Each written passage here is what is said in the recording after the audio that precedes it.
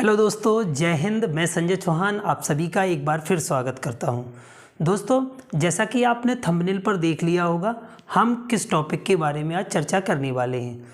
तो आज का जो हमारा विषय है वो बहुत चर्चित है और समाचारों में, अखबारों में लगातार प्रकाश में रह रहा है। वो शब्द क्या है और वो टॉपिक क्या है? वो है कॉलेजियम। कॉलेजियम के बारे में आज हम चर्चा करने वाले हैं। आखिर ये कॉलेजियम है क्या और विवादों में ये क्यों है? सरकार और न्यायपालिका दो जो हमारी संवैधानिक प्रक्रिया के महत्वपूर्ण स्तंभ हैं, उनमें खींचातानी चल रही है। आखिर ये खींचातानी क्या है, जरा हम समझने का प्रयास करते हैं। खींचातानी ये है कि सरकार चाहती है कि न्यायाधीशों की नियुक्ति कॉलेजियम व्यवस्था के अनुसार ना हो, जबकि न्यायपालिका चाहती है कि जो न्यायाधीश हैं वो इसी कॉलेजियम व्यवस्था के अनुरूप चुने जाएं। अब ऐसा क्यों है कि सरकार अलग राय रखती है और न्यायपालिका अलग राय रखती है? इसके दो कारण हैं। पहला कारण कि अभी तक जो भी प्रक्रिया अपनाई गई थी वो कॉलेजियम की व्यवस्था है। वर्तमान में भी कॉलेजियम व्यवस्था ही प्रचलित है। इसके अनुसार होता क्या है? इसके अनुसार होता है कि सुप्रीम कोर्ट के 5 जजों की एक बेंच, एक कमेटी, जिसका प्रमुख सुप्रीम कोर्ट का मुख्य न्यायाधीश होता है, वो जजों की सिफारिश करते हैं राष्ट्रपति को, और वो राष्ट्रपति से कहते हैं कि इन जजों को नियुक्त किया जाए सुप्रीम कोर्ट में। ज़्यादातर ये प्रक्रिया इस प्रकार से प्रचलित है कि जो सीनियर मोस्ट जज होगा उसे ही वरीयता दी जाएगी। लेकिन पिछले कई सालों से सरकार का ये आरोप है, कार्यपालिका का ये आरोप है कि इस व्यवस्था में भाई भतीजावाद का प्रचलन बढ़ गया है, जिसे एक नए कल्चर में अंकल कल्चर कहा जाता है। इसका प्रचलन ज़्यादा हो गया। मतलब ये है कि सुप्रीम कोर्ट में जो उच्च पदों पर आसीन व्यक्ति हैं, जो उच्च पदों पर हैं, उनके जान पहचान और जो भी रिलेटिव वगैरह हैं उनको वरीयता दी जाती है। इस प्रकार का सरकार का आरोप है। तो सरकार चाहती है कि इस प्रक्रिया को अलग करके एक ऐसी प्रक्रिया अपनाई जाए जिसमें सरकार का महत्वपूर्ण योगदान हो, यानी सरकार का दखल भी हो। न्यायपालिका के मामलों में सरकार का दखल भी हो। वैसे हम संविधान में जब पढ़ते हैं तो संविधान का अनुच्छेद जो 50 है वो ये कहता है कि कार्यपालिका और न्यायपालिका में पृथक्करण है, यानी दोनों के कार्य अलग अलग हैं और कम मामलों में ही दोनों एक दूसरे के कामों में हस्तक्षेप करेंगे। लेकिन आज की इस व्यवस्था को हमें समझना बहुत ज़रूरी है।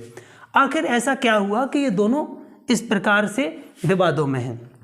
तो आइए समझ लेते हैं। पहले हम बात देख लेते हैं कॉलेजियम की। कॉलेजियम क्या होता है? कॉलेजियम 5 जजों का एक समूह है। क्या है? 5 जजों का एक समूह है जिसमें सुप्रीम कोर्ट का चीफ जस्टिस जो होता है वो अध्यक्ष होता है और 4 अन्य वरिष्ठ न्यायाधीश इसके सदस्य होते हैं। ठीक है? ये पांचों लोग जजों की सिफारिश करते हैं, नियुक्ति की या उनके तबादलों की, ट्रांसफ़र की सिफारिश किसको करते हैं? भारत के राष्ट्रपति को। और राष्ट्रपति उसी जज को क्या करते हैं? नियुक्त करते हैं। क्योंकि सुप्रीम कोर्ट के जजों की नियुक्ति की पावर या संवैधानिक जो अधिकार है वो राष्ट्रपति के पास है। ये हम अनुच्छेद 124 में पढ़ते हैं। संविधान का जो अनुच्छेद 124 है उसमें हम पढ़ते हैं कि सुप्रीम कोर्ट के जजों की नियुक्ति राष्ट्रपति करते हैं। ठीक है, आइए इस व्यवस्था को हमने समझ लिया कि कॉलेजियम है क्या। सरकार इस पर आपत्ति जताती है, कार्यपालिका इस पर आपत्ति जता रही है। आखिर क्या होना चाहिए और इसका इतिहास क्यों है कि इस प्रकार की आपत्तियां आ रही हैं और विवादों में है ये? जरा थोड़ा सा जान लेते हैं।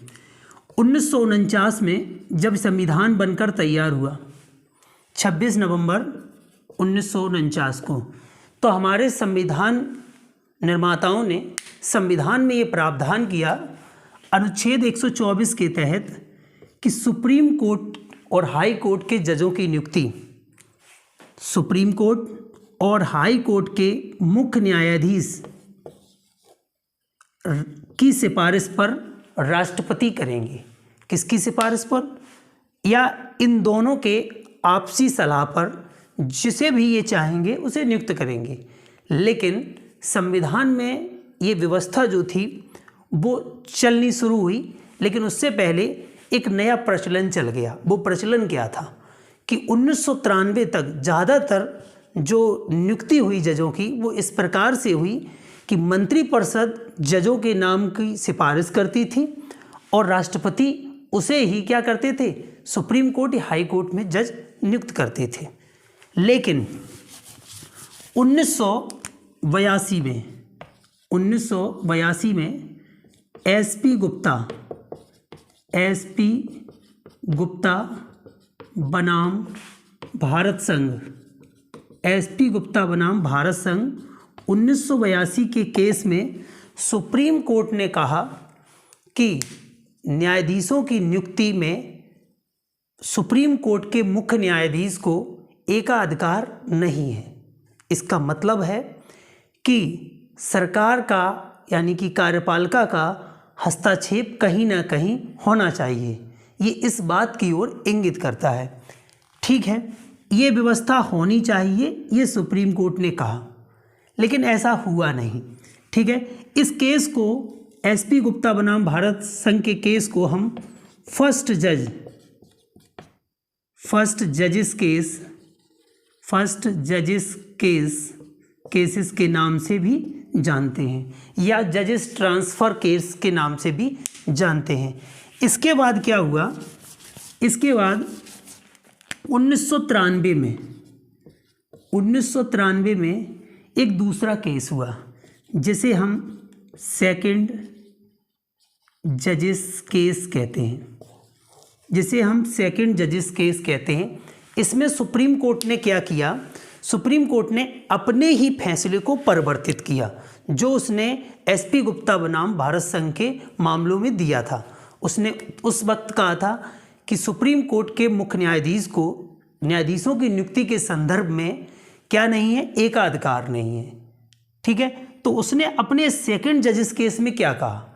सेकंड जजिस केस में कहा कि न्यायाधीश को अन्य जजों की तुलना में सर्वाधिकार है, मतलब इसे ज़्यादा पावर है। मुख्य न्यायाधीश को, सुप्रीम कोर्ट के मुख्य न्यायाधीश को जजों की नियुक्ति के संदर्भ में ज़्यादा पावर है, उसके पास विशेषाधिकार है।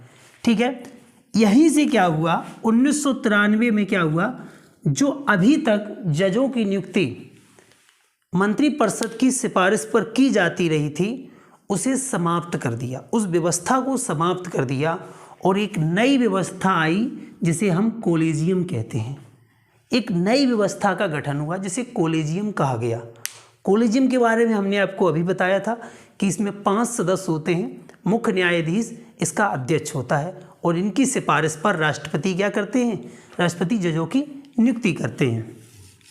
ठीक है, इसके बाद क्या हुआ? 1998 में एक और सुप्रीम कोर्ट का अहम फैसला आया। सुप्रीम कोर्ट ने क्या कहा? सुप्रीम कोर्ट ने कहा कि अब जो न्यायाधीश होंगे उनकी नियुक्ति के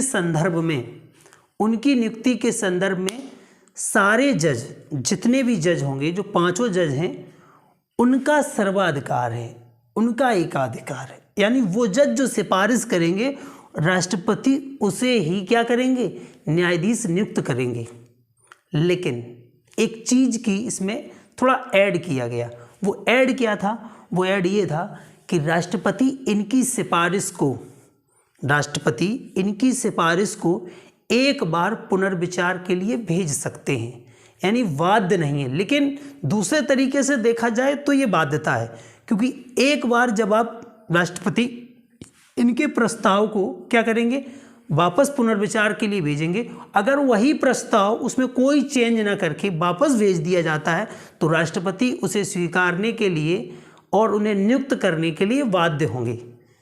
ये सिस्टम लगातार 1993 से चला आ रहा था, कोलेजियम व्यवस्था चली आ रही थी। लेकिन 2014 में नरेंद्र मोदी की सरकार ने संविधान में 99वां संविधान संशोधन किया। 99वां संविधान संशोधन किया। ये क्या था 99वां संविधान संशोधन? ये 99वां संविधान संशोधन था कि सरकार ने ये कहा कि कॉलेजियम जो व्यवस्था है वो पूरी तरीके से ठीक नहीं है। इस व्यवस्था में एक नई व्यवस्था को जोड़ा जाए, यानी कॉलेजियम व्यवस्था को ख़त्म करने का काम किया जाए। और वो व्यवस्था थी राष्ट्रीय न्यायिक नियुक्ति आयोग। राष्ट्रीय न्यायिक नियुक्ति आयोग, इसका गठन किया गया 99वें संविधान संशोधन के द्वारा 2014 में। इसमें क्या किया गया, ये क्या था? इस राष्ट्रीय न्यायिक नियुक्ति आयोग का गठन या प्रारूप कैसा था? इसमें क्या था, सुप्रीम कोर्ट का जो जज था, यानी सुप्रीम कोर्ट का जो मुख्य न्यायाधीश था, मुख्य न्यायाधीश जो था वो इसका अध्यक्ष था। इसके अलावा सुप्रीम कोर्ट के 2 अन्य सदस्य इसके सदस्य थे। इसके अलावा भारत सरकार के विधि मंत्री, भारत सरकार के विधि मंत्री और 2 सदस्य वो जिन्हें राष्ट्रपति नामित करे। बात समझ रहे हैं? यानी कुल 6 सदस्य इस राष्ट्रीय न्यायिक नियुक्ति आयोग में थे।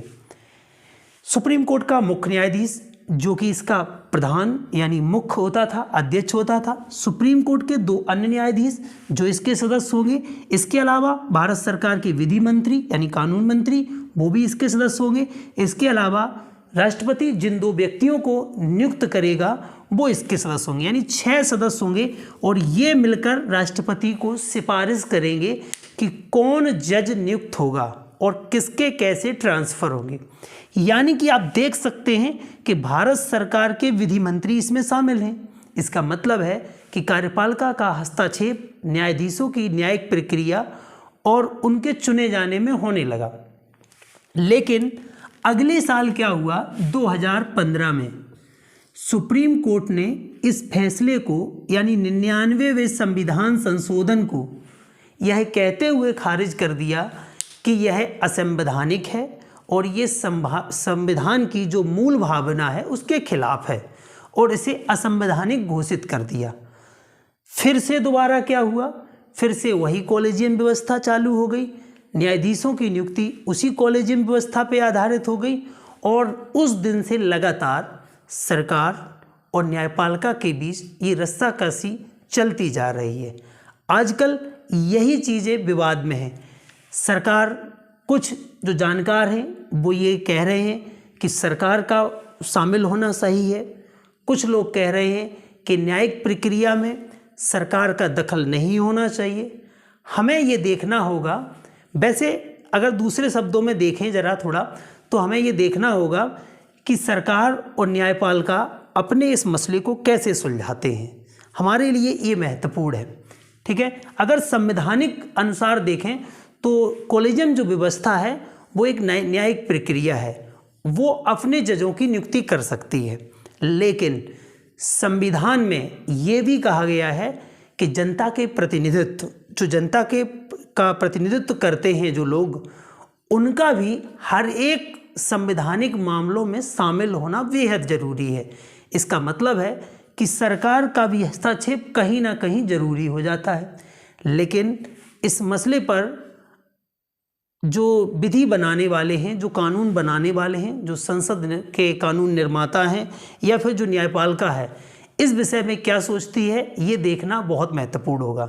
और हम देखेंगे आगे इस बारे में चल के कि क्या फैसला होता है और ये जो मामला है वो कब शांत होता है।